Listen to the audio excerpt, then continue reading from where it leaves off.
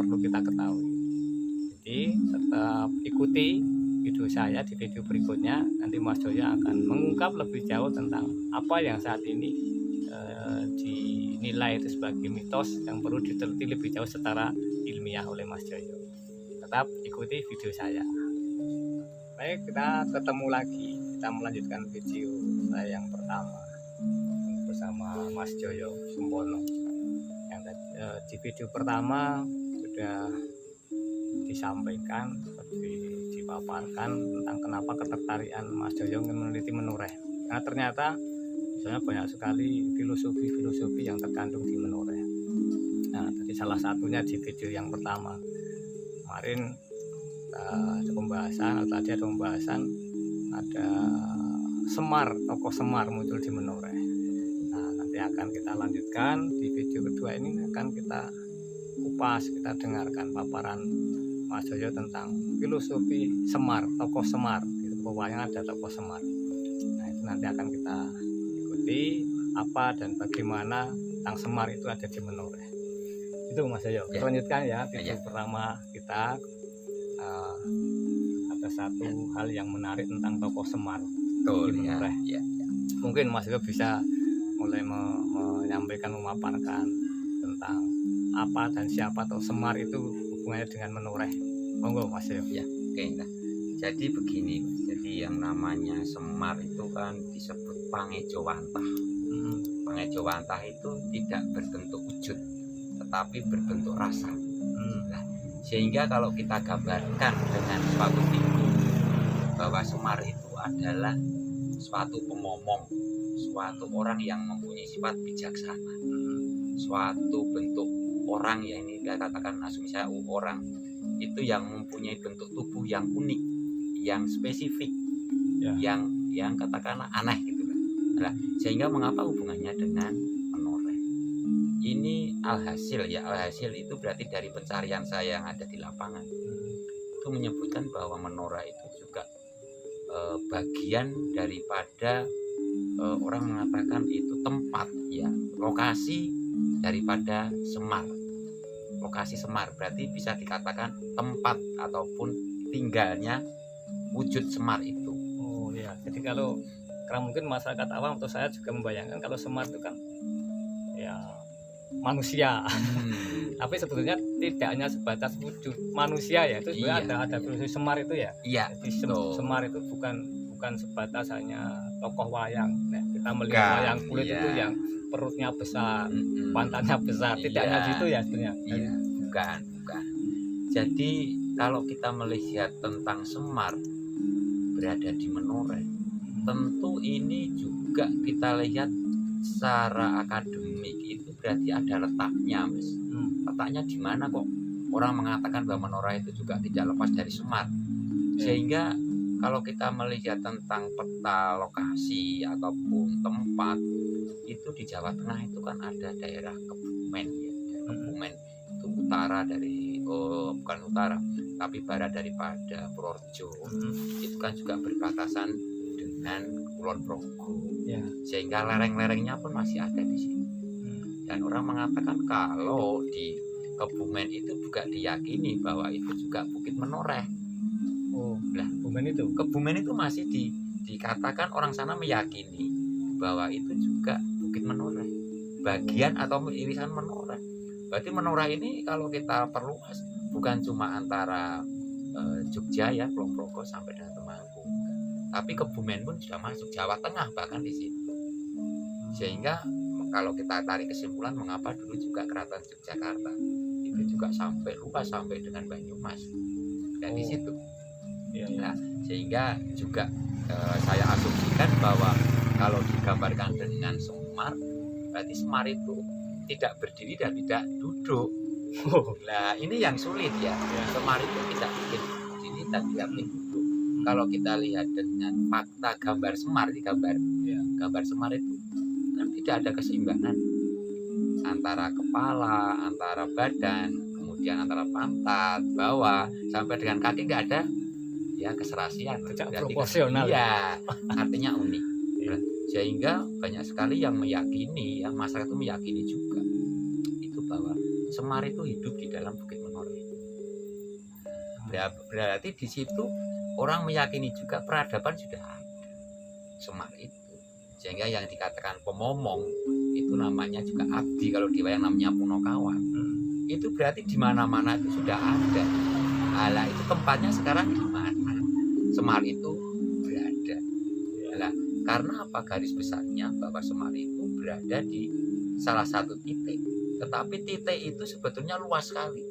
Antara kalau kita sekarang melihat, mengapa kok dari Kebumen masih menganggap itu juga Bukit Menore. Nah, ini yang pernah saya jumpai pada seorang sumber. Nah, itu bahwa Semar itu pantat ataupun orang Jawa mengatakan pokoknya itu di sana di Kebumen.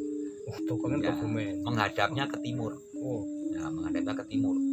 Nah, titiknya di mana? Itu di Suroloyo. Titiknya di Suroloyo. Sehingga yang tertinggi itu di Suroloyo, Mas. Mungkin yang terendah itu di Kebumen, kemungkinan ya. Nah, akhirnya Semar itu dianggap bahwa dia adalah sesuatu rasa yang diyakini oleh masyarakat Menore itu sebagai cikal bakal. Nah, sebagai cikal bakal itu sebagai nenek moyangnya yang ada di Bukit Menore. Nah, itu sebagai salah satu alternatif untuk pemersatu sebetulnya, Mas.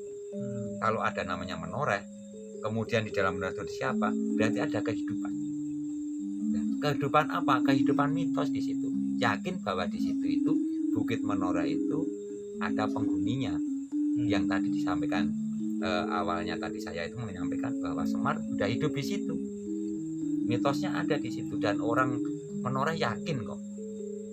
Pasti tahu apa artinya, apa yang dikatakan dengan kata Semar. Semuanya di Bukit Menore, lereng Menore sampai Temanggung. Nah, salah satunya apa? Bahwa Semar itu salah satu sebagai bahan cerita kebaikan. Semar itu nggak ada yang menyatakan Semar itu jelek. Nah, ini yang sangat unik. Semua cerita pewayangan. Semua cerita wayang itu yang namanya Semar itu baik semuanya. Nah, kecuali Banyolan banget ya, itu tambah-tambahan ada. Tapi yang asli dalam cerita wayang apalagi Semar semuanya baik. Nah, sehingga apa? Sehingga menoreh ini akan menorehkan ataupun menghasilkan, menggoreskan sesuatu kebaikan di situ. Nah, itu mitosnya itu sebenarnya itu. Dan Semar itu mempunyai filosofi yang sangat kental di masyarakat. Itu ada kata-kata ojo dumeh. Ojo dumeh. Ya, filsafat Jawanya ojo dumeh. Jangan sok gitu gitu. Nah, orang Jawa mengatakan jangan sok gitu. Sehingga apa? Itu pembatasan di dalam perasaan. Itu namanya orang Jawa itu ada keket atau batas ataupun namanya keketan itu namanya ya seperti batasan lah ya, batasan itu. Jadi orang itu harus mempunyai batasan. Sehingga mengapa dihubungkan dengan Menore? Karena Menore itu adalah bukit-bukit, berarti ada batasan-batasan di situ. Nah, mengapa Suroloyo sampai sekarang terkenal? Karena dikatakan Suroloyo itu di sana, itu juga masih meyakini masyarakat sana bahwa itu juga tempat tinggal ataupun singgah daripada Semar. Ada singgah daripada Semar. Lah, mengapa kok di sana ada semacam entah itu peninggalan patung atau apa Semar? Karena diyakini juga oleh masyarakat sana bahwa Semar itu adalah sang hyang ataupun kekuasaan yang tertinggi di dalam perasaan manusia. Itu yang ada di Suroloyo. Jadi perasaan yang paling tinggi itu bagi asumsi saya bahwa orang itu bisa berdiri itu karena dia berada di titik paling tinggi. Orang berdiri. Ya, saya contohkan juga secara ilmiah, seorang bayi nggak mungkin akan bisa berdiri. Seorang lahir sebelum dia mempunyai akal. Ya kan? Sesudah mempunyai akal pasti akan berdiri, dan berdiri pun tidak ujug-ujug tegak, tapi pasti nanti akan goyang kanan, goyang kiri, bahkan dia akan roboh. Nah, disitulah Suroloyo itu menjadi puncak tertinggi karena dia mempunyai filosofi Semar itu sudah duduk dan bersemedi ataupun bersila. Nah, bersila itu artinya apa? Sudah tahu jati dirinya. Jadi perasaan itu kalau di Suroloyo kalau sudah mempunyai rasa yang satu tidak akan goyah. Itu filosofi Semar. Di Semar itu selalu tegak berdiri. Ya. Itu filosofinya, dan itu bisa juga kalau kita ilmiahkan bahwa sampai sekarang Suralaya itu banyak punden ataupun tempat-tempat yang dijadikan untuk tempat penenangan hati. Oh, Ya, penenangan hati itu kalau zaman dulu namanya semedi. semedi. Kalau sekarang tidak semedi, tapi yang dikatakan sekarang ini ya menyatu diri. Menyatu diri itu apa yang harus kita kerjakan, harus tahu diri. Ya, harus tahu diri, jangan sembarangan cuman ikut-ikutan dari luar. Karena apa, Suralaya itu mempunyai puncak yang tertinggi, tapi bawahnya ada puncak nomor 2 atau puncak berikutnya di Suralaya. Nah, itu berbatasan dengan Purworejo. Jalan yang ada di Suralaya itu, sebelah Suralaya itu miliknya Jogja atau Ponorogo, tapi sebenarnya sudah Purworejo. Itu yang menyebutkan bahwa mengapa di Menoreh ada Semar. Berarti karena menoreh itu, kalau mungkin bisa saya simpulkan dari pernyataan Mas Joyo itu, jadi menoreh itu kan satu jiwa.